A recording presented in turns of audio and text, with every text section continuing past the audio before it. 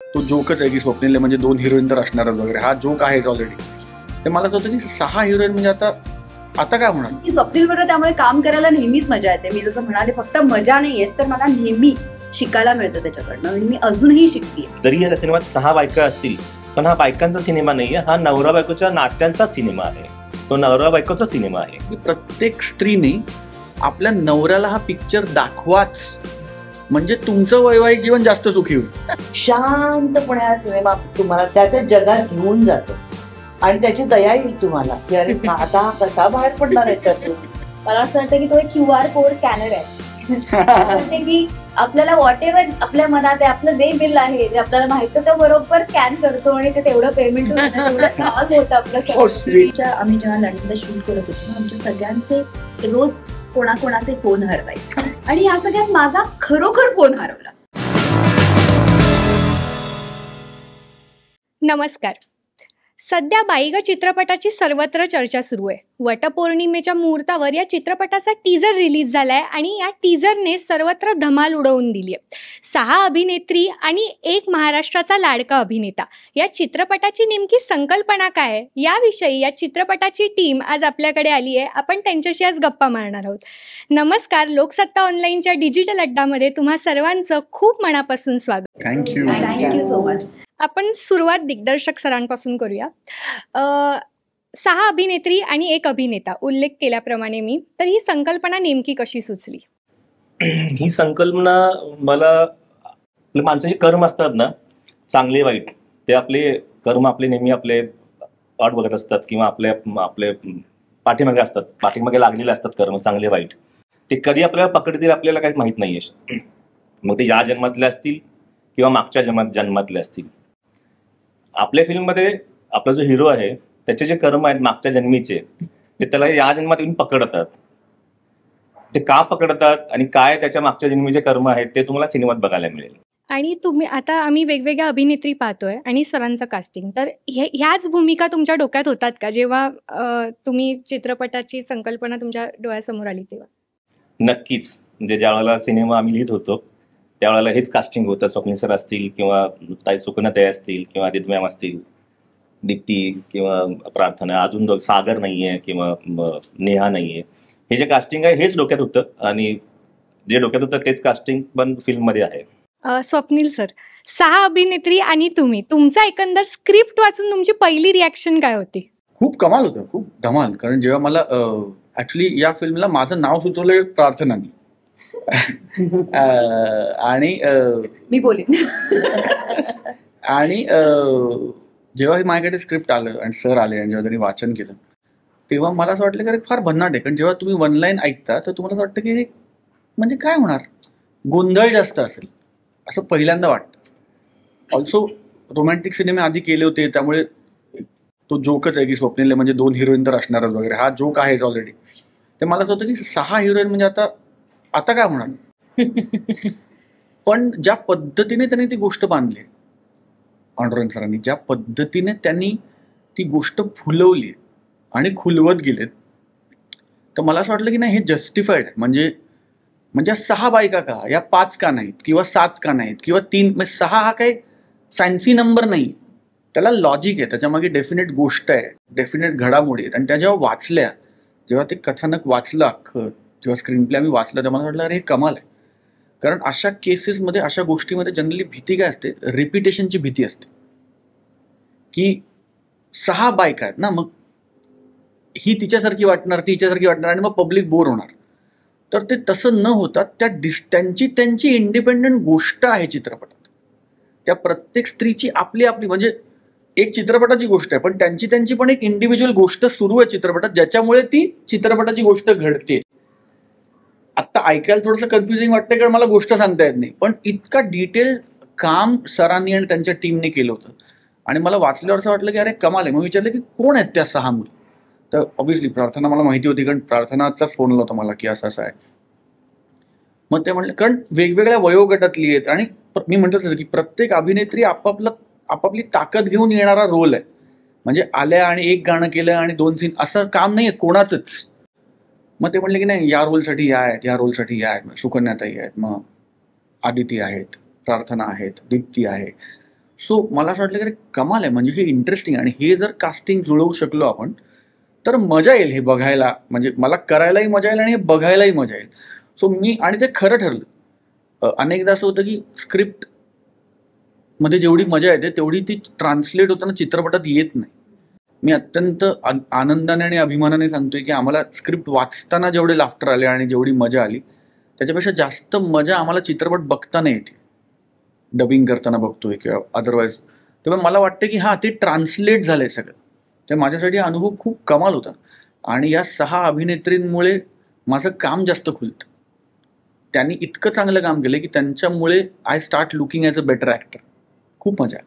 प्रार्थना, ते तुझ्यासाठी की तू मिथवानंतर 9 वर्षानंतर स्वप्नील सरांसोबत काम करते, तर तुझा अनुभव कसा होता? आणि सर म्हणाले आता की तुला पहिल्यांदा स्क्रिप्टबद्दल माहिती होतं आणि त्यानंतर तू त्यांना वगैरे फोन केला, तर हा किस्सा काय आहे नेमका? नाही, तसं नाही. ऍक्च्युली पांडुरंग सर जेव्हा माझ्याकडे, त्यांनी मला स्क्रिप्ट नरेट केली तेव्हा त्यांचं डिस्कशन चालू होतं की काय हिरो. ऑफकोर्स त्यांच्या डोक्यात स्वप्नीलच होता, पण आमचं असं झालं की ह्याच्या म्हणजे हा जो रोल आहे ह्याला न्याय फक्त आणि फक्त आपण जसं म्हणतो स्वप्नीलला आजपर्यंत तुम्ही 2 हिरोईन बरोबर बघितलंय का, कारण वी नो की त्याच्यात ती ताकद आहे. आपल्याला माहिती आहे सगळ्यांना की तो एक सिनेमा, संपूर्ण सिनेमा त्याच्या खांद्यावर घेऊ शकतो. आणि ह्या फिल्मचा हिरोच आहे, म्हणजे जो फिल्मचा हिरो जो आहे तो त्यांनी त्याच्या खांद्यावर सिनेमा घेतलाय. आणि ते म्हटल्यावर नाव पहिलं स्वप्नीलचंच येतं. अगेन तू म्हणाली तसं की मी त्याच्याबरोबर मितवा फिल्म केली होती, त्यानंतर फुगे पण केली होती, मग त्यानंतर त्याची आणखीन एक फिल्म होती ज्याच्यात मी गेस्ट अपीअरन्स केला होता. सो माझी आणि स्वप्नीलची फ्रेंडशिप खूप जुनी, म्हणजे आता 10 वर्ष होतील इनफॅक्ट नेक्स्ट इयरला. तर मी तेच म्हणते की त्यामुळे मला माहिती होता हा इन अँड आउट कसा माणूस आहे, कसा ऍक्टर आहे, कुठल्या पद्धतीचा ऍक्टर आहे, काय ताकदीचा ऍक्टर आहे. So I think Swapnil is the only option for this role I think, आणि म्हणून ते तसं झालं. सो या, आणि स्वप्नील बरोबर त्यामुळे काम करायला नेहमीच मजा येते. मी जसं म्हणाले फक्त मजा नाही येत, तर मला नेहमी शिकायला मिळतं त्याच्याकडनं, आणि मी अजूनही शिकतेय. आजच्या तारखेला पण आजही आल्यावर तुम्ही जेव्हा मीडिया चॅनल्सला, ऑफिसेसला तुम्ही व्हिजिट करता तेव्हा तिथे जाऊन कसं वागायचं, कसं बोलायचं, अशा छोट्या छोट्या गोष्टी आजही मला त्याच्याकडनं शिकायला मिळतात. आणि आय एम फॉर्च्युनेट इनफ की हे शेवटल्या 10 वर्षापासून चालू आहे आणि अजूनही पुढे चालेल. टचवूड. मला स्वप्नील सरांना आणि दिग्दर्शक सरांना प्रश्न विचारायचा आहे. झिम्मा, बाई पण भारी देवा असे सगळे वुमन ओरिएंटेड सिनेमे आता येत आहेत आणि आलेत आणि यशस्वी पण झालेत, तर बाईग मध्ये वेगळेपण काय आहे? बाईग मुळात झिम्मा आणि जे तुम्ही आता तू सिनेमाचं नाव घेतलेस त्या ते सिनेमा जरी बायकांचे असतील, पण आमचा सिनेमा हा बायकांचा, जरी या सिनेमात 6 बायका असतील पण हा बायकांचा सिनेमा नाहीये, हा नवरा बायकोच्या नात्यांचा सिनेमा आहे, तो नवरा बायकोचा सिनेमा आहे. आणि मला असं वाटतं की सुकन्या त्याचं खूप चांगलं उत्तर देते खरं तर, म्हणजे मी तिच्या वतीने बोलतो कारण प्रश्न मला विचारलाय, पण ती खूप छान म्हणते. या प्रत्येक सिनेमामध्ये तुम्ही पाहिलं ना तर बायकांचा सिनेमा असं जेनेरिक याचं विश्लेषण होणार नाही. या प्रत्येक चित्रपटात पण बाईचा वेगळा पैलू हाताळला गेलाय. जसं बाईपण ही बहिणींची गोष्ट आहे, त्यांच्या नातेसंबंधांमधल्या गमती जमती. नाचगं घुमा बायकांचा सिनेमा आहे, पण मालकीण आणि मोलकरीण ह्यातली गंमत त्याच्यात. झिम्मा परत बायकांचा सिनेमा आहे, पण 6 अनोळखी बायका एकत्र आल्या. सो आपण अगदी जेनेरिक बोलतोय म्हणून आपण म्हणतोय बायकांचा सिनेमा आहे, पण हे पण एका पठडीतले चित्रपट नाही आहेत. Jhimma is diametrically different, and positively म्हणतोय मी, from Baipan Bhari Deva. Baipan Bhari Deva is diametrically different from Nachga Ghuma. आणि जसं सर म्हणले की हा बायकांचा सिनेमा नाही, ह्याच्यात 6 बायका आहेत, पण हा नवरा बायकोचा सिनेमा आहे. कारण त्या 6 बायका त्याची बायको आहेत. आता ती कशी हे तुम्हाला चित्रपटात कळेल, पण त्यातली प्रत्येक स्त्री, म्हणजे मी हिला ताई म्हणतो, पण ही हिरोईन आहे फिल्ममध्ये माझी. मी इतके वर्ष तिला ताई म्हणतो कारण ती ताईच आहे माझी, पण म्हणजे टेक्निकली सुकन्या कुलकर्णी मोने आणि स्वप्नील जोशी ही पेअर आहे चित्रपटात. आदिती सारंगकर स्वप्नील जोशी ही पेअर आहे चित्रपटात. दीप्ती देवी स्वप्नील जोशी ही पेअर आहे चित्रपटात. सो त्यामुळे हा चित्रपट डेफिनेटली जितका बायकोचा आहे तितका तो नवऱ्याचा आहे. किंबहुना मी तुमच्या माध्यमातून रसिक प्रेक्षकांना सांगेन की प्रत्येक स्त्रीने आपल्या नवऱ्याला हा पिक्चर दाखवाच, म्हणजे तुमचं वैवाहिक जीवन जास्त सुखी होईल. ओके, प्रार्थनाताईने सांगितलं तिचा अनुभव स्वप्नील सरांसोबतचा काम करायचा. मला तुम्हा तिघींना विचारायचंय की तुमचा स्वप्नील सरांसोबतचा अनुभव कसा होता चित्रपटात काम करतानाचा? ऍक्च्युली स्वप्नीलनी आणि मी बऱ्याच वर्षांपूर्वी एक मालिका केली होती आणि वर्षभर आपण शूट करत होतो हो. आणि त्यानंतर आम्ही बरीच वर्ष काम नाही केलं, कारण मी डेली सोप मध्ये बिझी झाले. स्वप्नील बऱ्याचशा चांगल्या चांगल्या फिल्म्स करत होत्या, मग मी माझ्या वैवाहिक आयुष्यात बिझी झाले आणि जवळजवळ 10 वर्षानंतर हा चित्रपट करायची संधी मिळाली, तर मजा वाटली. आणि माणूस म्हणून इव्हॉल्व्ह होताना, ऍक्टर म्हणून इव्हॉल्व्ह होताना, तुम्ही स्वतःला प्रेझेंट करताना एक वेगळ्या पद्धतीने इव्हॉल्व्ह होताना, I have seen that change, that progress, that happy progress in Swapnil. आणि प्रार्थना म्हणाली त्याप्रमाणे की खरंच ते त्याच्याकडनं घेण्यासारखं आहे की कधी कधी काय होतं, कुठे कधी काय कसं बोलावं, या 5 ची उत्तरं ना आपण सतत शोधायला पाहिजे असतात. आणि स्वप्नीलला ते येतं. मला तो मराठीतला शाहरुख खान वाटतो बस, जेन्युअनली. आणि कधीही आम्ही आता 6 जणी आहोत, पण प्रत्येक स्त्री जी त्याच्या आजूबाजूला असते ना, तिला त्याच्याबरोबर असावं असं वाटतं, तिला त्याच्याकडनं शिकावं असं वाटतं आणि तिला त्याच्याबरोबर असताना आनंद मिळतो. सो हे त्याच्या हिरोईन्सना घेऊन तो कुठेतरी पुढे जायचा प्रयत्न करतो. I just love it about him. म्हणजे तेव्हाही तसंच होतं आणि आता तर ते फार चांगल्या पद्धतीने एक्सपिरियन्स करायला मिळालं. सो फारच मजा आली स्वप्नील तुझ्याबरोबर काम करताना. आणि खरं तर आम्ही मित्र होते एकमेकांचे. मित्र, ही माझी मैत्रीण नाही, माझा मित्र आहे. खरंच हा, ती एक वेगळी. ती पण मला भाई म्हणते, मी पण तिला भाई म्हणतो. म्हणजे आम्ही दोघांना भाई म्हणतो. म्हणजे मी तिला काय भाई असं, तर तो मित्र आहे माझा, आदिती माझा मित्र आहे. मजा आली. आणि सरांनी जे स्क्रिप्ट हातात ठेवलं होतं ना, त्याच्या कैकपटीने सगळ्यांनी मेहनत करून ते फार वरती नेलंय. आणि प्रत्येकाने आपलं काम दिलंय त्याच्यापेक्षा 1000% जास्त करायचा प्रयत्न केला ना, की ते आपल्याला हवं त्या दिशेने चालायला लागतं. तर हे या प्रोजेक्ट तसंच झालेलं आहे की प्रत्येकाला दिलेलं काम त्यांनी मनापासून केलंय आणि मग ते प्रोजेक्ट मनापासून होतं. So we just enjoyed working with sir, everybody. आम्ही सगळ्या जणींनी पण खूप मजा केली तिथे. याच्या अगोदर मी एकतर स्वप्नील आमच्या घराचा लाडका आहे, कारण संजयचा तर तो भयंकरच लाडका आहे आणि त्याच्याबरोबर काम करायला तोही नेहमी तयार असतो. माझाही लाडका आहे, पण माझा तो जावई म्हणून होता. ज्या एक मालिका आम्ही केली होती एकत्र, तेव्हा तो आमचा जावई होता. आणि इतक्या वर्ष स्वप्नील बरोबर मैत्री होती, गप्पा गोष्टी हे सगळं होतं. तेव्हापासून एक जाणवत होतं की खूप काळजी घेणारा, अख्ख्या टीमला एकत्र घेऊन जाणारा असा तो आहे. कारण त्याने एक डान्स रियालिटी शो पण प्रोड्यूस केला होता, त्याच्यामध्येही मी काम करत होते. आणि तेव्हा सुद्धा मला खूप प्रॉब्लेम्स होते, पण तेव्हा प्रत्येक वेळेला नाही चुकून आली की लगेच तिला गरम पाणी ठेवा, त्याच्यात मीठ घालून ठेवा, तिला पाय ठेवायला सांगा, तिला वेळ द्या, तिच्या मागे धावू नका. म्हणजे तेव्हा सुद्धा एक प्रोड्युसर म्हणून सुद्धा त्यांनी, आणि नवीन नवीन प्रोड्युसर होता खरं तर तो, पण तेव्हा सुद्धा त्यांनी माझी इतकी काळजी घेतली. किंवा त्यावेळेला मी माझा घरचा डबा आणायची, तर त्याची आई सुद्धा खास माझ्यासाठी डबा पाठवायची. तर ते हल्ली जरा बंद झालंय, ते परत चालू करायला हवंय. तर कारण अतिशय सुगरण आहे त्याची आई, अतिशय सुगरण आहे त्याची आई, तर त्याच्यामुळे तो डबा यायचा. तर हे फार पूर्वीपासून मी अनुभवत होते, माहीत होतं हे सगळं. पण त्याच्यानंतर तो खूप मोठा झाला. म्हणजे तेव्हा आला तेव्हा तो मोठाच होता, पण त्याच्यानंतर तो अजून मोठा झाला. आणि मग आता तो कसा वागेल, आता तो हिरो आहे, आता आपल्याशी कसा वागेल, अशी एक शंका कुठेतरी माझ्या मनात होती. कारण आम्ही मुंबईच्या बाहेर, देशाच्या बाहेर जाऊन शूटिंग करणार होतो. पण पहिल्या रिडिंगच्याच वेळेला गेलं की नाही, हा मोठा झाला तरी सुद्धा पाय जमिनीवरच आहे. म्हणजे मध्ये मध्ये भेटणं ही गोष्ट वेगळी असते. आपण कुठल्या तरी फंक्शनला भेटत असतो, कुठेतरी भेटत असतो, पण एकत्र काम करणं आणि 24 तास आपण एकत्र असणं ह्याच्यामध्ये खूप फरक पडतो. मुंबईत शूटिंग करणं फरक पडतं आणि मुंबईच्या बाहेर, देशाच्या बाहेर जाऊन, वेगळ्या देशात जाऊन आपण शूटिंग करणं हे खूप वेगळं असतं. त्यावेळेला एकमेकांची सुखदुःख, ऍडजस्टमेंट हे सगळंच असतं. आणि त्यावेळेला सुद्धा त्याने तितकीच आमची सगळ्यांची, म्हणजे एकाची कोणाची तरी नाही तर सगळ्यांची त्याने तितकीच काळजी घेतली. आणि तितकीच त्यामुळे ती एकमेकांबरोबर जेव्हा संवाद होतो ना आपल्या आपापल्या भूमिकांबद्दल, की आपण असं करून बघूया का, तसं करून बघूया का, नाही मी हा असं करणार, मी हिरो आहे, हे त्याच्या मनातच कुठे नाहीये. तर आपला सीन छान व्हायला पाहिजे, आपला सिनेमा चांगला व्हायला पाहिजे ह्याच्यासाठी. आणि ह्या सिनेमात तुम्ही बघाल तर पहिल्या फ्रेम पासून शेवटच्या फ्रेम पर्यंत स्वप्नील आणि स्वप्नीलच आहे. म्हणजे आम्हाला छोट्या छोट्या भूमिका आहेत असं नाही, पण तो पहिल्यापासून शेवटपर्यंत आमच्या सगळ्यांबरोबर आहे. पण तरीही कुठे मी थकलोय, मी गेलोय, माझी वाट लागलीये, मला थोड्या तरी झोपायला, तर त्याच्या तोंडून कधी ऐकलंच नाही. म्हणजे ही जी शाहरुख खानची उपमा देते ते अगदी करेक्ट आहे. तो कधी दमत आहे तसंच त्याच्यापेक्षा मला वाटतं कदाचित आमचा शाहरुख असेल की, आणि तो नेहमी हसतमुख असतो. आणि दुसरी गोष्ट म्हणजे तरी सुद्धा ना असं एक लवाजमा घेऊन चाललाय, ताफाच्या ताफा येतोय असं, म्हणजे त्याला अतिशय इझिली आपण अप्रोच होऊ शकतो. आपल्याला अशी भीती नाही वाटत काही बोलायला. तर त्यामुळे त्याच्याबरोबर काम करताना निश्चितच मजा आली. आणि पांडुरंग सरांबरोबर पण पहिल्यांदाच काम करते, तर त्यांनी सुद्धा आम्हाला प्रत्येकीला तेवढाच मोकळेपणा दिला.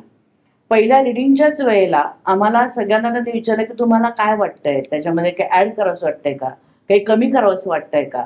तर आमचे सुद्धा सल्ले त्यांनी घेतले फुकटचे, पण तरी सुद्धा त्याचा उपयोग पण केला. आणि त्यामुळे त्या ज्या रिहर्सल्स होत्या, तालमी होत्या, त्या आम्हाला खूप महत्वाच्या वाटल्या. किंवा प्रत्येक गोष्टीमध्येच ते वेगळेपण होतं, त्यामुळे त्यांच्यानुसार काम करता आम्हाला एक मोकळेपणा जाणवला. आणि म्हणून मग ते ऑन स्क्रीन सुद्धा तुम्हाला ते जाणवेल की आमच्या बरोबरच्या प्रत्येकी बरोबरचं त्याचं नातं हे वेगळं आहे. तुम्ही पोस्टरमध्येच बघितलं असेल, आमच्या प्रत्येकीच्या वेशभूषेतूनच तुम्हाला कळेल की आम्ही सगळ्या वेगळ्याच जन्मातल्या आहोत, वेगळ्याच एरामधल्या आहोत. आणि त्या प्रत्येकी बरोबर त्याचं एक वेगळं संबंध असं आपण म्हणू, ऋणानुबंध आहेत असं आपण म्हणू. आणि ते वेगळे पण तुम्हाला जाणवेल प्रत्येक वेळेला. आणि जरी कॉमेडी असलं, जरी हे असलं, तरी पूर्णपणे गोंधळ आहे, नुसते बडबड आहे असं कुठेच नाहीये. शांतपणे हा सिनेमा तुम्हाला त्या जगात घेऊन जातो.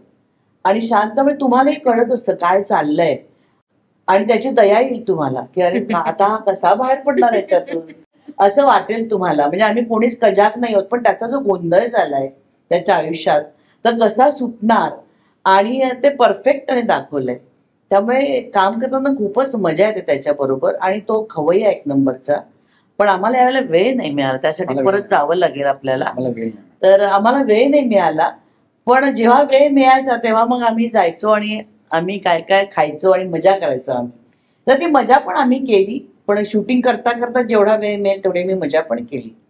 तर त्यामुळे काम करताना त्याच्याबरोबर आपल्याला एकतर मोकळेपणा जाणवतो, आणि खूप पॉझिटिव्ह वाईब्स आपण ज्या म्हणतो, सकारात्मकता कामामध्ये, आणि कुठूनही चित्रपट आपलं छान व्हायला पाहिजे हे जेव्हा वाटतं ना की माझ्यापेक्षा चित्रपट मोठा आहे, हे जेव्हा त्याला वाटतं ना, तेव्हा तो चित्रपट छान होतो. तेव्हा आणि माझ्या बरोबरीच्या सगळ्या जणी म्हणजे हिरोईन आहेत, त्या सुद्धा तितक्याच मोठ्या आहेत. हे जेव्हा समोरचा आपल्याला जाणीव करून देतो की आपल्याला एक विश्वास देतो ना, तेव्हा आपण पण आपलं काम अजून छान करतो. किंवा नुसतं तुमच्या कामाबद्दल नाही, तर कॉस्ट्युम बद्दल, मेकअप बद्दल, ह्या सगळ्यांबद्दलच जेव्हा आपल्या चर्चा होते एकमेकांमध्ये, तेव्हा ती निर्मिती होते, ती जास्त छान होते.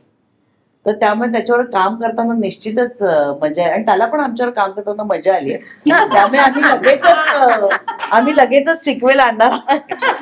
नाही, खूप मजा आहे. म्हणजे आता काय भरभरून कौतुक करतात तुम्ही, all humbleness I am saying की खूप ताकदीचे अभिनेत्री आहेत. नाही, पण आम्ही खोटं नाही बोलत, कारण आमच्या सगळ्यांचे डोळे बोलके आहेत, त्यामुळे त्याला कळेल.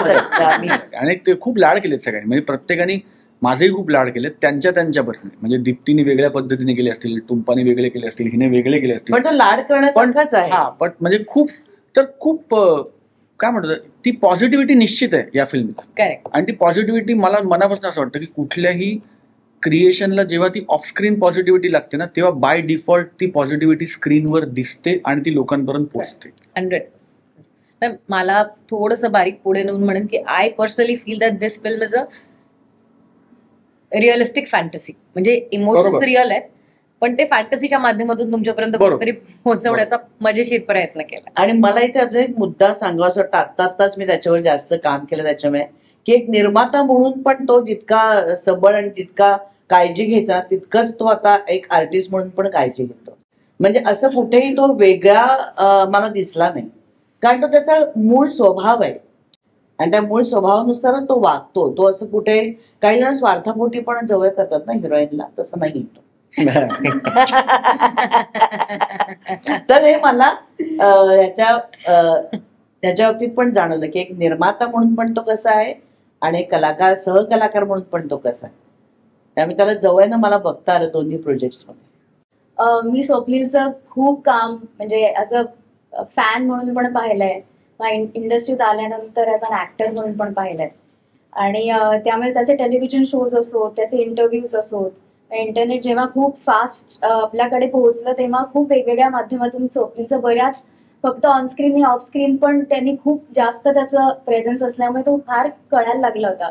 दुनियादारी म्हणा किंवा आता वाळवी चित्रपटानंतर सुद्धा आपण जसं मॅनिफेस्टेशन मला गेल्या वर्षीपासून फार कामाला येत आहे, तसं माधुरी मॅमच्या बाबतीत मॅनिफेस्ट केलं, तसं वाळवी पाहिल्यानंतर ऍक्च्युअली मला असं झालं होतं की अरे स्वप्नील बरोबर काम करायला पाहिजे किंवा ही टीम खूप छान आहे. आणि तसंच काम चालून आलं आणि स्वप्नील सोबत मला काम करायची संधी मिळाली. मला असं वाटतं की तो एक QR कोड स्कॅनर आहे. असं वाटतं की आपल्याला व्हॉट एव्हर आपल्या मनात आहे, आपलं जे बिल आहे जे आपल्याला माहित ते बरोबर स्कॅन करतो आणि ते तेवढं पेमेंट तेवढं सॉल्व्ह होतं आपलं How sweet. How तर sweet. मला असं वाटतं की we don't have to go anywhere, run around anywhere. त्याला करेक्ट माहिती आणि तो तेवढाच परफेक्ट त्यावेळेला तेवढा इनपुट देतो. असं वाटतं की जितके गॅप्स आहेत त्या तो फिल करायचा प्रयत्न करतो. आय थिंक मला असं वाटतं की ही understand where we come from किंवा मी कशी आहे, कदाचित तो स्कॅनर त्याच्याकडे ऑलरेडी आहे. सो हाऊ टू मोल्ड अस. माझ्यासाठी असा तद्दन कमर्शियल सिनेमा कदाचित दुसऱ्याच असावा आणि त्यामुळे तो मला बऱ्याच वेळेला त्या पद्धतीने समजवायचा त्यांनी प्रयत्न केलाय. He is a true entertainer. म्हणजे 2 शॉर्ट्सच्या मध्ये सुद्धा तो कामही करत असतो आणि गॅप्स मध्ये आम्हाला एंटरटेनही करत असतो, किस्से सांगत असतो आणि त्यामुळे माझे कान इतके जास्त ऍक्टिव्ह असतात. आणि फक्त स्वप्नील नाही, सुकन्या ताई, प्रार्थना, आदिती, त्यामुळे त्यांचे सगळ्यांचे किस्से ऐकण्यातच अख्खी इंडस्ट्री मला लक्षात येते, जवळजवळ वाटायला लागते. असं वाटतं की मी सगळ्यांसोबत काम केलंय की काय. सो तो वेळ तुमचा कसा जातो, तुम्ही फॅमिली पासून लांब आहात किंवा तुम्ही एवढा वेळ एकत्र घालवताय, पण it's like become a family. आजही त्याचा फोन किंवा आमचं कधी बोलणं झालं की if he such a warm person, Sukanya ताई सच अ वॉर्म पर्सन. असं वाटतच नाही की आपण एक प्रोफेशनल एन्व्हायरमेंट मध्ये काम करतो आहोत आणि डूज अँड डोंट डूज नको अशी भीती नाही. I think very rightly said by Sukutai आणि Aditi. I think I don't have anything much to add, but yes, आणि मी तर खूपच लहान आहे, आय एम स्टील लर्निंग. जसं टुंपा पण म्हणाले की काय ह्याच्याकडून अजून घेता येईल जे मला पुढे माझ्या पर्सनॅलिटीमध्ये किंवा माझ्या कामामध्ये मला उपयोगी पडेल. हेच वेचतच माझे तेवढे दिवस गेलेत कामाचे. So it's a fantastic experience and I still manifest की अजून काहीतरी छान, अजून काहीतरी बेटर मी पुन्हा सादर करेन स्वप्नील सोबत. हे मॅनिफेस्ट करतच पुढे आम्ही सगळे जातो आहोत. So I think as a team मला खूप सेफ फील झालं, खूप मस्त फील झालं. आमचे सीन्स एका एकत्र झाले तेव्हा स्वप्नील तिथल्या तिथे मला म्हणायचं की हे थोडंसं हे करून बघ, ते करून बघ, किंवा चांगलं झालं तर चांगलं झालं, वाईट झालं तर पुन्हा एकदा करूया. सो तो एक तिकडेच एक करेक्शन आपल्याला मिळून जातं. So I think I am very happy to work with Swapnil. Very good experience. मी सगळ्यांच्याच बाबतीत खरं तर म्हणेन की आम्ही 6 जणी होतो तिकडे एकत्र, पण आमच्या सगळ्यांमध्ये इतकं छान ट्युनिंग होतं की प्रार्थना बरोबर तुम्ही पहिल्यांदाच काम करते, दीप्ती बरोबर सुद्धा किंवा आदिती बरोबर, या सगळ्यांनाच पहिल्यांदा आम्ही सगळेजण एकमेकांबरोबर पहिल्यांदा काम करतोय. पण तरी सुद्धा पहिल्या दिवसापासनं अगदी रिडिंगला जेव्हा आम्ही भेटलो त्या दिवसापासून आमच्यामध्ये ट्युनिंग झालं की आपल्यात कुठेच वाद झाले नाही. आम्ही 22 दिवस आम्ही एकत्र होतो, पण तरी सुद्धा आम्ही एकमेकांना सांभाळून, एकमेकांना स्पष्टपणे सांगून, कारण जे काही करायचं आहे आपल्याला ते फक्त आणि फक्त चित्रपटासाठी करायचं आहे, त्या निर्मितीसाठी करायचंय, ते छान व्हायला पाहिजे. आणि हे सगळ्यांच्याच डोक्यात क्लिअर होतं. किंवा नम्रता गायकवाड आहे, नेहा खान आहे, तर ह्या पण 2 जणी आहेत, त्या काही कारणाने येऊ शकल्या नाही. पण सागर आहे कारंडे, तर सागरकडे तर खूपच संग्रह आहे किस्स्यांचा आणि या सगळ्या कॉमेडीचा. पण तरी सुद्धा आम्ही सगळेजण एकमेकांना घेऊन आम्ही पुढे आलो. जेव्हा कुणाला काही काम नसेल, शूटिंग नसेल, त्या दिवशी सुद्धा आम्ही गेलो फिरायला, असं आम्ही कधीच कोणी केलं नाही. तर आपण सेटवर जाऊन बसू लागलं, म्हणजे आम्ही सेटवर जाऊन बसायचो आणि मग सेटवरती जाऊन काही मदत हवी का, कारण आपण जेव्हा परदेशात जातो तेव्हा आपल्याकडे क्रू कमी असतो, थोडक्यात आपल्याला करायचं असतं. तर त्यावेळेला आम्ही एकमेकांना आम्ही मदत केलेली आहे. तर त्यामुळे आमच्यामध्ये इतकं ट्युनिंग छान आहे ना की कुणाला असं अरे वा हिचं जास्त छान झालंय का, हिच्या हिला कपडे जास्त चांगले दिले, हिचा मेकअप, हे असं आमच्या मनातच कधी आलं नाही की आपण सगळ्यांनी आपापल्या प्रमाणे छान दिसायचं आणि छान काम करायचंय. हेच एक मनात घेऊन आम्ही तिकडे गेलो. म्हणजे गाणं आहे जे आता येईल, मी जोपर्यंत इंटरव्ह्यू येईल तोपर्यंत गाणं आलं असेल, फसलो बसल्या जागी नावाचं गाणं आहे. म्हणजे त्याचं गाणं वेगळं आहे, पण मी आता ते सांगत नाही कारण त्यात गंमत आहे त्या नावात. नंतर ते माझं सोलो गाणं आहे, अनेक मुली आणि मी एकटा. तो कसा फसलाय मुलींमध्ये, हे फसलाय म्हणजे अडकलाय या अर्थाने. असं गाणं आहे. त्या गाण्याच्या शूटिंगमध्ये मी एकटा मुलगा आहे आणि बाकी सगळ्या डान्सर्स आहेत, म्हणजे मुली आहेत, 50-100 मुली आहेत गाण्यात. त्या गाण्याच्या शूटिंग आम्ही लंडनपासून 3-4 तासावर शूट करत होतो गाणं. तर सबंध दिवस सुकुताई माझी कॉस्ट्युम स्टायलिस्ट होती. ती म्हणली होती की मला काही काम नाही आज, तर मी येते कारण तुला खूप चेंजेस आहेत आणि तुझी धावपळ आहे. आणि त्या मोठ्या कपड्याच्या म्हणजे आमची स्टायलिस्ट वगैरे होतीच, पण ती दिवसभर माझ्या बरोबर होती की तुला काय लागलं तर सांग, मी आहे तुझ्याबरोबर. मी म्हणजे तुला हे जॅकेट नाही, ह्या जॅकेटवर हे चांगलं, थांब मी आणते, थांब मी आणते, जाऊन तू नको जाऊ, तू बस, तू 5 मिनिटं बस. कारण मी नाचत पण होतो, रिहर्सल पण करत होतो. सो सगळे जे म्हणतात ना की हे तिचं काम नाहीये, she is not suppose to do that, तिला फ्री डे, तिने जाऊन फिरणं अपेक्षित आहे. पण नाही, हा चांगला दिसला तर मला आवडेल किंवा ह्यानी चांगलं दिसावं म्हणून मी मेहनत करते. ती हे जे मला नेहमी असं वाटतं की your call of duty is your call of duty, but any creation Wien it goes beyond the call of duty ना, तेव्हा त्या क्रिएशनमध्ये काहीतरी मॅजिक घडतं. सो इथे आय थिंक ती गंमत घडली आणि ज्या पद्धतीने सरांनी पण आम्हाला सगळ्यांना ते करू दिलंय, म्हणजे एखादा पंच सुचला तर आम्हाला असं नाही वाटतं की नको आता सरांना कोण जाऊन सांगणार, आता तर सर नको ना, मी काय म्हणतो असं नको करूया, असं करूया. सो हायरार्की निश्चित होती किंवा रिस्पेक्ट निश्चित होता, पण ऍट द सेम टाइम तो कम्फर्ट होता सरांबरोबर की सर हे 4 वाक्य ना सर लांबतंय, एक लाईन घेऊया आणि मुद्द्यावर येऊया. अच्छा एकदा म्हणून बघूया. म्हणलं की अरे हा हे बेटर वाटतं, हे कापूया 4. सो जेन्युइनली सगळ्यांचं बेस्ट एनर्जी लागून बनलेलं प्रोडक्ट आहे. ते चालणं म्हणजे ते चालणारच आहे, आम्हाला त्याच्याबद्दल काडी मात्रही शंका नाही, पण ते चालणं न चालणं या पलीकडे जाऊन त्याचं समाधान मिळणं हे प्रत्येक कलाकृतीच्या बाबतीत घडत नाही, जे या कलाकृतीच्या बाबतीत आवर्जून घडले असं आम्हाला सगळ्यांना वाटतं. म्हणजे तुला आठवतंय का आपला शेवटचा सीन आहे, आपण सगळे वाचत बसलो होतो तेव्हा आपल्या लक्षात आलं रे ही गंमत झालेली आहे, आपण थोडंसं पुन्हा लिहायला पाहिजे. सर म्हणाले चला असं म्हणून सर स्वतः बसले, आम्ही तो सीन पुन्हा लिहिला आणि तो तिथल्या तिथे तो परफॉर्म केला. कारण सरांनी सुद्धा ती मुभा दिली आम्हाला सगळ्यांना की आपल्या पद्धतीने आपले शब्द कधी काय होतं. आणि सिनेमा एक टीम वर्कचं काम आहे, एकट्याचं काम नाही की दिग्दर्शक मी आहे आणि माझं सगळ्यांनी ऐकलं पाहिजे असं नाहीये. सिनेमा हे सगळ्यांचे मिळून सगळ्यांनी जर चांगले एफर्ट्स टाकले, ऍक्टर्स असतील, इव्हन स्पॉट बॉयने जर एखादी चूक दाखवली आणि त्याचं करेक्ट असेल तर आपण ते मान्य करायला पाहिजे, कारण तो काही वैयक्तिक सांगत नाही, तो सांगतो सिनेमा चांगल्या व्हायसाठी सांगत असतो तो. त्यामुळे एक गोष्ट सरांबद्दल पण सांगावीशी वाटते की खरंच त्यांना सिनेमा जेव्हा आला आमच्याकडे तेव्हा त्यांना माहिती होतं की त्यांना काय हवं. एक्झॅक्टली, व्हेरी क्लिअर, त्यांची vision technically is very sound, की आम्हाला त्याच्याबद्दल म्हणजे आम्ही जर काही करायला जायचो तरी ते म्हणायचे नाही हे एवढंच करा, कारण आम्हाला त्यांना त्यांच्या पुढे काय होणार ते माहिती होतं, त्यांना ते एडिट माहिती होतं. So he is so clear. आम्ही नेहमी म्हणतो की आपले डिरेक्टर सर इतके क्लिअर आहेत की त्यांना आणखीन काही हे करायची गरजच नाही, त्यांना माहिती आहे त्यांना काय हवं आणि कितपत. जेव्हा रील्सवर शूट व्हायचं ऍक्च्युअली तेव्हा तर खूप फायदेमंद डिरेक्टर पण एकही शॉट किंवा एकही काही पाल्हाड एक्स्ट्रा शूट केलेलं सगळे टाइम सेव्हर आणि मनी सेव्हर म्हणत ते डिरेक्टर आहेत असं मला वाटतं. म्हणजे गंमत सांगते, माझं सगळं डबिंग झालं होतं, फक्त शेवटच्या सीन मधल्या एका वाक्याचं डबिंग राहिलं होतं, तेही माझ्या बॅकवर आहे. आणि सरांचा मला फोन आला, ऐका ना मला असं वाटतं की ते घ्यायला हवं, तर मला त्यांनी बोलवलं आणि ते पाठीवर असणार तुझा क्लोज आहे ते वाक्य तुम्ही घ्या, आपण ते लावूया कारण ते महत्वाचं आहे. तो त्यांना हवं ते समोरच्या करून घेतात, ऍट द सेम टाइम आम्हाला आमचं करायची सुद्धा मुभा देतात. It is so good. आणि ते जेव्हा पहिल्यांदाच भेटायला आले ना तर तेव्हा त्यांच्याकडे स्क्रिप्ट रेडी होती, बाउंडेड. नाही तर जनरली ना असं सांगतात आम्ही सिनॉप्सिस तुम्हाला सांगतो, मी गोष्ट सांगतो तुम्हाला, ते नंतर वाचायला मिळेल. तर ते आले भेटायला तेव्हाच आम्हाला स्क्रिप्ट दिली होती की ते वाचा आणि तुम्ही ठरवा आणि सांगा. तर हेच मला खूप महत्वाचं वाटलं तेव्हा.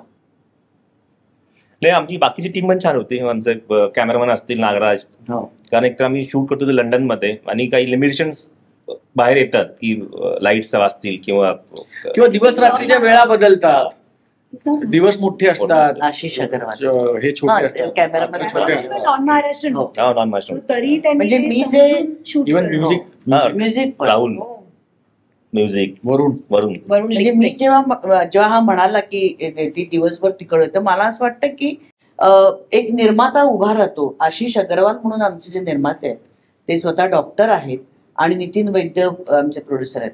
तर मला असं वाटतं की या छोट्या छोट्या गोष्टी आपण सगळ्यांनी समजून घेतल्या पाहिजे. कारण मराठी चित्रपट ह्याला कुठून बाहेरून पैसे येत नाहीत, तर ते स्वतः कमवून कुठून कुठून काय काय करून आपण पैसे लावतो त्या चित्रपटासाठी. तर मला वाटतं एक एक सेकंदाला एक एक रुपया असतो त्यांचा, तर तो कुठे वाया घालू नये आपण. कारण आपण सगळे मिळून एका निर्मात्याला उभं करत असतो आणि त्या निर्मात्याला जर आपण पहिल्या सिनेमाला चांगला अनुभव दिला तर तो दुसरा चित्रपटही काढायला, भले आम्ही त्याच्यात नसू, पण अजून एक निर्माता आपल्यासाठी तयार होतो, एक चांगला निर्माता. जर त्याला ह्या चित्रपटाला आम्ही जर हैराण करून सोडलं असतं तर तो आलाच नसता परत इकडे. पण आता त्याला इतका छान अनुभव प्रत्येकाकडून मिळालेला आहे की कलाकार असेही असतात की जे त्रास देतील, आपापलं काम करून बाजूला होतात. तर त्यावेळेला आणि परदेशात गेल्यावर तर आपल्याला खूप तिकडे जसं म्हणाला की खूप लिमिटेशन्स असतात, वेळेचा भाग असतो.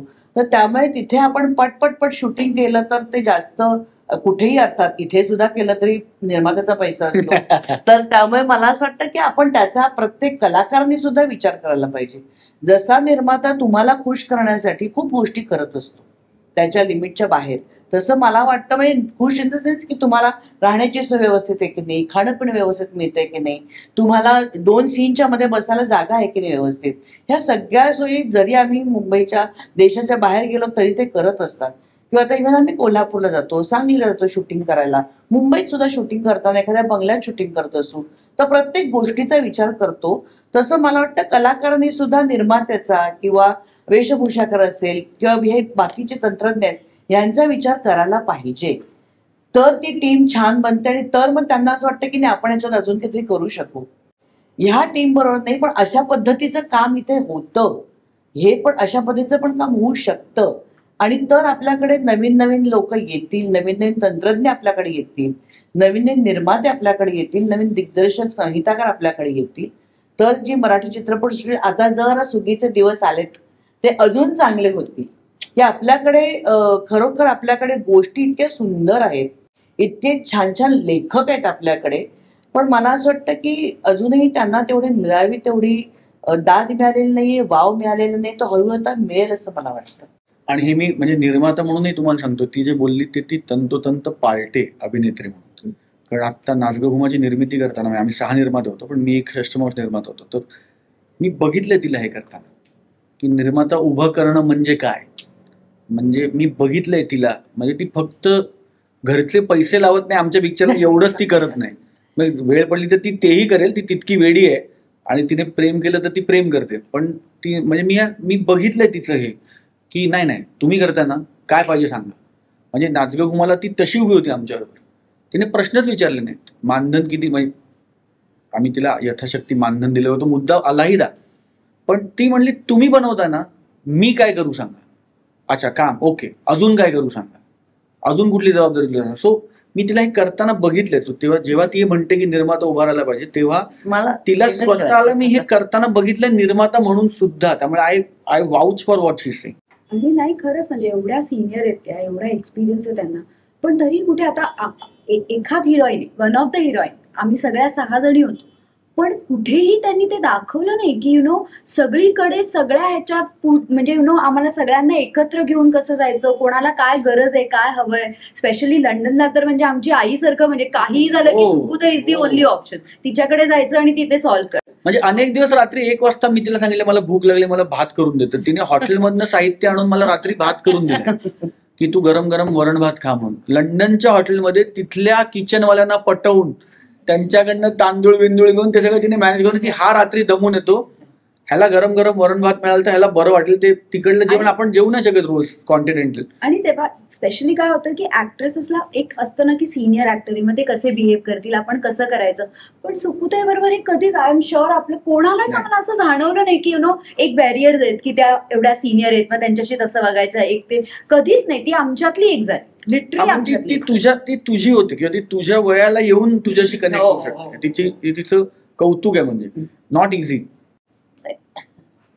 मला आवडतं ह्यांच्या बरोबर खरं राहायला आणि काम करायला.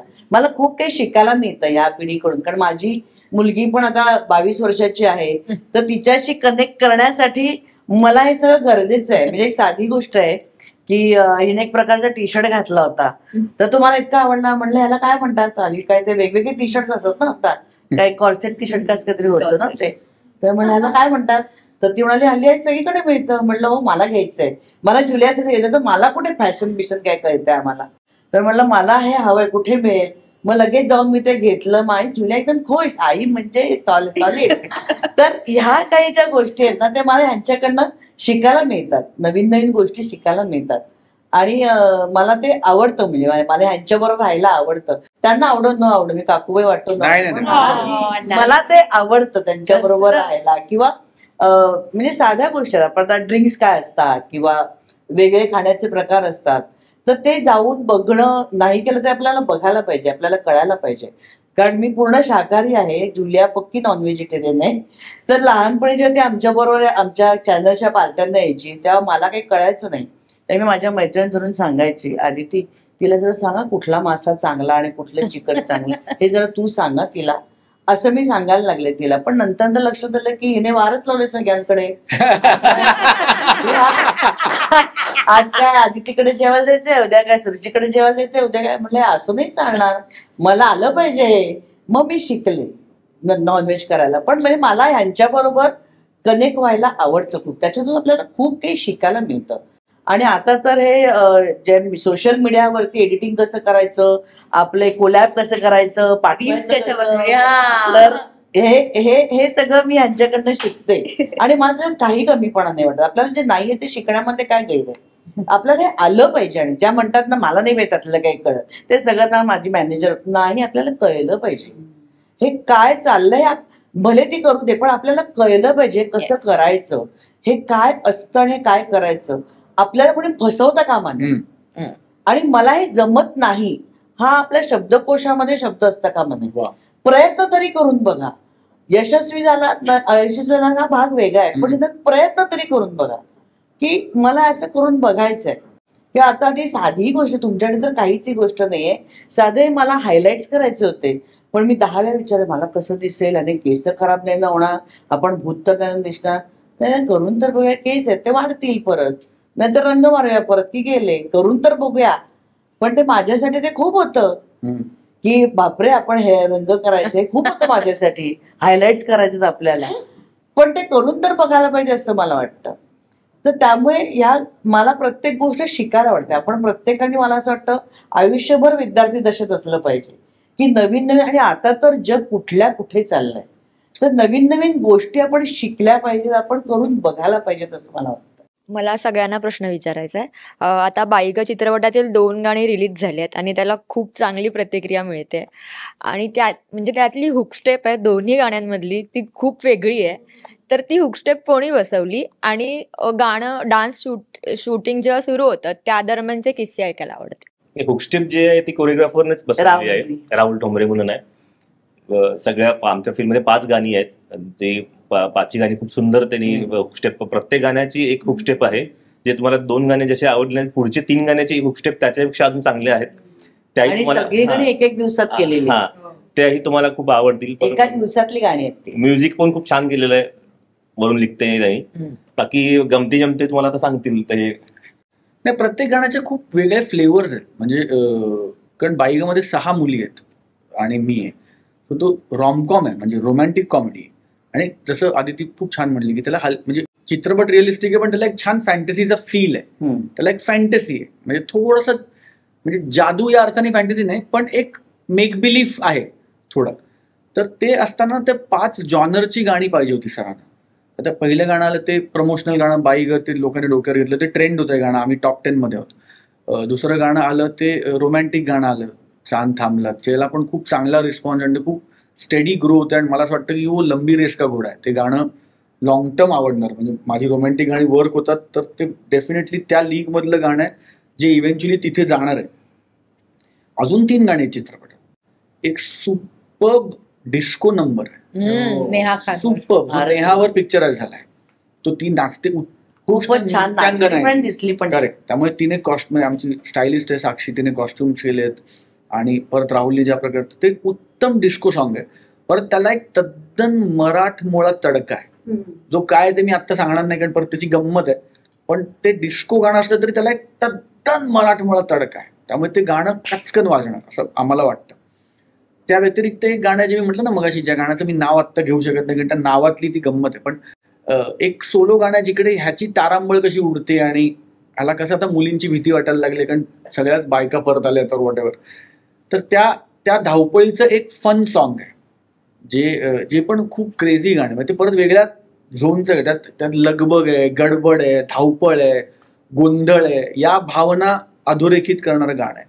आणि एक 100 नवरी नावाचं गाणं आहे which is a hard core big film song, त्याला आपण बिग तिकीट सॉन्ग म्हणतो ना, it's a big ticket song. साहीच्या साही मुली, तो मित्र, मोठा क्राऊड, लंडन सारखा व्हेन्यू, मोठं एक मॅन्शन, म्हणजे ज्याला आपण बिग तिकीट सॉन्ग म्हणतो की अरे खर्चा किया भाई, ते गाणं आहे. आणि ते गाणं ऑफकोर्स ते क्लायमॅक्स सॉन्ग आहे, म्हणजे तो क्रिसेंडो आहे म्युझिकचा पण आमच्या, आणि ती तिन्ही गाणी पुढच्या आता येतील, पण ब्रिलियंट अल्बम, त्यामुळे करायला खूप मजा आली. आणि लंडनला शूट केलंय, एक्सपेन्सिव्ह लोकेशन असून सुद्धा 2 आणि 4 लोकांची गाणी नाही आहेत, म्हणजे जे माझं मुली त्याच्यात 100 मुली आहेत, हे 100 नंबरी गाणं, त्याच्यात साधारण 80-100 डान्सर्स आहेत, क्राऊड आहे. So it looks like a big film, it looks like a big song. म्हणजे तो आमच्या निर्मात्यांचंही कौतुक, म्हणजे नितीन असेल किंवा आशिष सर असतील किंवा यांचंही कौतुक की त्यांनी आखडता हात नाही घेतला त्या गोष्टीची जी गरज आहे. कारण कधी कधी काय होतं, आपण लिहिताना लेखक लिहितो की 200 करोड आसामी असलेला संग्राम राजे गाडीतनं उतरतात आणि शूटिंगला छोटीशी गाडी येते, मारुती 800. हा म्हणजे या टाईप. काय करणार दिग्दर्शक, ते त्याला जस्टिफाय तर व्हायला पाहिजे ना की हा 200 कोटी, तो उतरतो छोटूशा गाडीमध्ये, मला कुठल्या ब्रँडचं नाव घ्यायचं नाही, पण असं वाटतं की अरे याचे संध्याकाळच्या जेवणाचे वांदे असणार. सो त्याला तुम्हाला एक खमका निर्माता लागतो, दिग्दर्शकाची लेखकाची विजन ट्रान्सलेट करायला. त्यामुळे गाण्याचे गमती जमतीने किस्से सांगण्यापेक्षा मी आवर्जून उल्लेख निर्मात्यांचा करेन की ती विजन ट्रान्सलेट केली त्यांनी गाण्यांमध्ये. म्हणजे जेव्हा मी बिग तिकीट सॉन्ग म्हणतो तेव्हा it is a big ticket song. तुम्ही गाणं बघून मला फोन करून सांगाल की हा स्वप्नील तू बरोबर म्हणतो, हे बिग तिकीट सॉन्ग आहे. सो ती मजा त्या गाण्यांमध्ये, आणि फ्लेवर्स वेगळे वेगळे आहेत. जसं बाईगचा फ्लेवर वेगळा आहे, चांद थांबला फ्लेवर वेगळा आहे, तसं आता ते जे माझं सोलो गाणं त्याचा फ्लेवर वेगळा आहे, नेहाच्या गाण्याचा फ्लेवर पूर्ण वेगळा आहे, ते जे 100 नंबरी गाणं त्याचा फ्लेवर अजून वेगळा आहे, आणि सगळी धमाल गाणी आहेत. सो खूप मजा येणार आहे. वी व्हेरी एक्सायटेड अबाउट, जितका मी चित्रपटासाठी एक्सायटेड होतो तितकेच आम्ही म्युझिकसाठी पण एक्सायटेड. आणि चित्रपट तू जसं म्हणाल की मधल्या धमाल काय झाल्या, तर मला असं वाटतं की आम्ही जेव्हा लंडनला शूट करत होतो ना, आमच्या सगळ्यांचे रोज कोणाकोणाचे फोन हरवायचे. आणि हे काय माहित काय झालं होतं, आज हिचाच फोन हरवलाय, आज हिचाच हरवलाय. आणि या सगळ्यात माझा खरोखर फोन हरवला जेव्हा मी सगळ्यांना सांगायला जात होते. म्हणजे बाकीच्यांचे खोटे हरवायचे, लपवायचे, या अर्थाने मिळायचे, लपवायचे पण नाही. एक हिचा फोन झाले दिवसभर शोधला, फोन ब्लॉक केला यांनी, सगळं झालं. आणि मग कळलं सुकुताई ज्या सीटवर बसल्या होत्या त्या सीटच्या खाली फोन होता. मुद्दामून नाही, मुद्दाम नाही, तिला माहितीच नाही, मला माहिती नाही मी त्याच्यावर बसले. आणि झालं आणि सगळे उतरले, ही रडायला लागली. बरं, आधी फोन वाजत होता, तो व्हायब्रेटही होत, म्हणजे काहीच कळलं नाही मला. आणि जाता आता एका लाईटमन सेफ्टी जो उतरणार होता बस ना, हे किसका फोन आहे, मेरा मेरा मेरा करा दीप्ती रडत आली अक्षरशः. नेहाचाही फोन हरवला, नेहाचा तो सापडला. माझा हरवला तो खरंच हरवला. आणि तेव्हा मी अगदी या सगळ्यांना सांगितलं आपण जातो ऑक्सफोर्ड स्ट्रीटला, तिथे खूपच फोन हरवतात सगळ्यांचे, त्यामुळे सांभाळून सगळे अगदी स्वतःचे फोन सांभाळा. कारण त्याच्या आधीच मी एका फिल्मसाठी आले होते, त्यामुळे मला माहिती होते तिथले किस्से. आणि मी यांना सांगते, आणि नेमकं हे सगळे मस्त शूट करताय, माझाच फोन हरवला. हरवला, लिटरली हरवला. आणि तिचा फोन हरवल्यानंतर 4 तास तिला कोणी सिरियसलीच घेत नव्हतं, सगळ्यांना वाटलं तर टाइमपास चाललाय. त्यामुळे तिचा जेव्हा खरा हरवला तेव्हा तिला कोणीच सिरियसली घेतली नाही. आणि आम्ही पूर्ण, म्हणजे माझा गेटअप तुम्ही आता बघितलाच आहे, पूर्ण लंडनभर मी नऊवारी साडी, छुमछुम, खूप दागिने घालून नथ घालून फिरत होते. अगदी लंडन आय मध्ये पण मी तशी नऊवारी साडी नेसूनच गेले होते. म्हणजे अनेक फिरक तिच्याबरोबर फोटो काढायचे. ते सांगते की त्यांना नथीच इतकं अट्रॅक्शन होतं की ती नथ घालून त्यांना फोटो काढायचा होता. प्रत्येकाने तिकडे लंडन स्ट्रीटवर सगळीकडे नथ घालून, शेवटी मी म्हणलं माझ्याकडे एक वेगळी नथ घेऊन ठेव, कारण त्यांच्या नाकातून माझ्या नाकात ते नको. त्यामुळे ती एक नथ मी वेगळी ठेवली होती, ही नथ घाला आणि फोटो काढा, असे अनेकांनी नथ घालून फोटो काढले की ते चुमचुक बद्दल त्यांना भयंकर, पैंजण बद्दल त्यांना भयंकर त्यांना अट्रॅक्शन होतं.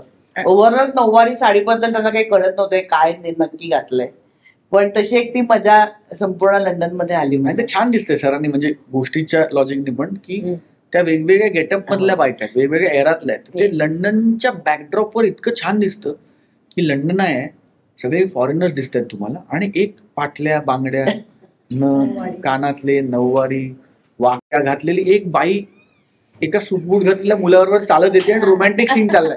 हे व्हिज्युअलच इतकं क्यूट आणि फनी आहे ना, त्याची मजा आहे. म्हणजे मला एक वेगळीच किक होती. मी असा कॉर्पोरेट लुक आहे माझा, आणि लंडन मध्ये लोक ऑफिसला आता घालतात आणि मी कधी ऑफिसचा फील नाही घेतला, हातात बॅग वगैरे, लॅपटॉप. मी आपली एक माणूस मला शूट करतो, म्हणजे आपल्याच क्रू मधला एक्सक्यूज मी करत एक वेगळी किक आहे ना, बाजूला करून मी ऑफिसला जायचा फील. मला ती इतकी मजा आली ना स्वतःला, कारण मी कधी ऑफिसचा एक्सपिरियन्स की जरा उशीर झाला वगैरे असं काही केलं नाही. आणि मी ते असे कॉर्पोरेट एक्सक्यूज मी आणि तो शूट करतोय आणि मला त्यांना बाजूला करून जायला मला एक वेगळी किक मिळवते, मला स्वतःला मजा आली. आम्हाला सॉन्ग शूट करताना खरंच मजा आली. एक तर राहुलला माहिती होतं, मी तरी पर्सनली सांगितलं होतं की मला मी काही उत्तम डान्सर नाहीये, माझ्यावर कष्ट घ्यायला लागतील, पण त्याचे सगळे असिस्टंट्स दे वर व्हेरी चिल्ड आउट, कूल, आणि त्यांना बरोबर आमच्या IQ प्रमाणे त्यांनी शिकवायला सुरुवात केली आणि it became like is out झालं सगळं. त्यामुळे ती जेव्हा आम्हीच ती हुकस्टेप एवढी एन्जॉय केली नाचताना, आय एम शुअर सगळी गाणी जेव्हा बाहेर येतील तेव्हा ते सगळीकडे रिफ्लेक्ट होईल. त्यामुळे हे सगळं श्रेय कोरिओग्राफरला जातच, आणि खूप कमी वेळेमध्ये इतकी क्वालिटी सगळ्यांकडनं काम करून घेणं, त्यामुळे त्याला एक वेगळी शिस्त लागते, सिन्सिअरिटी लागते. आणि आम्हा सगळ्यांना काय म्हणतो, आमचे सगळे वेगवेगळे फ्लेवर्स कंट्रोल करत करत राहुलने आमच्याकडनं काम नाचवून घेतलंय, सो त्याचं श्रेय आहे. ती एक गंमत आहे वेगळी, कलरफुल आहे सगळं, त्यामुळे मजा येते.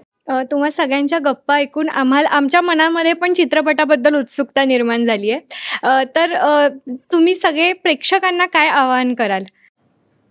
नाही, 12 जुलै पासून आमचा चित्रपट संपूर्ण महाराष्ट्रात प्रदर्शित होतोय, तेव्हा थिएटरमध्ये जाऊनच तुम्ही बघणार आहात. कारण त्यात मी गेले वर्षभर मी सांगतेय की थिएटरमध्ये येऊन चित्रपट बघा, तिने सांगितलं की येतात.